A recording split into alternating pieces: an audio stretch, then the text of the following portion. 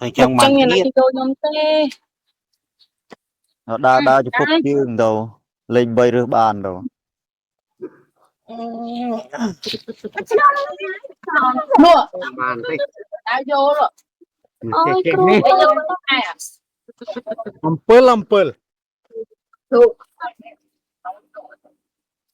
áo nuôi Ampel. liên chính liên à ăn Đấy. liên cái chắc à plen cho hơi cái lanh cho làm gì hay cho cái lanh cho anh cho Lên. liên mấy chẳng mơ á anh mơ còn Đúng rồi. ê biết sao cho xi bài hả Nghe pli trong đạch đi cho hơi pli. cho xi bài bởi nó không hát buồn phải cái mà ê ai mua em hát mà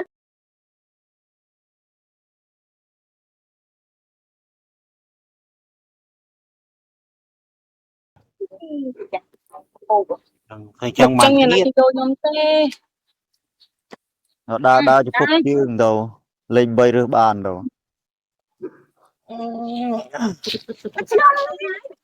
nua Bàn đi.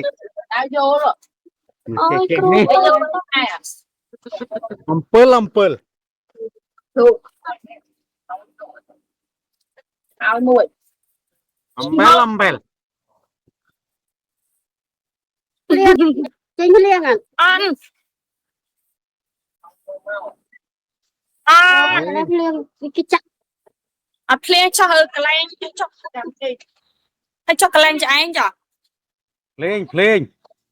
liên mấy chẳng mơ á anh mơ còn Đúng rồi. ê biết sao cho xi bài hả Nghe pli trong đạch đi cho hơi pli. cho xi bài bởi nó không hát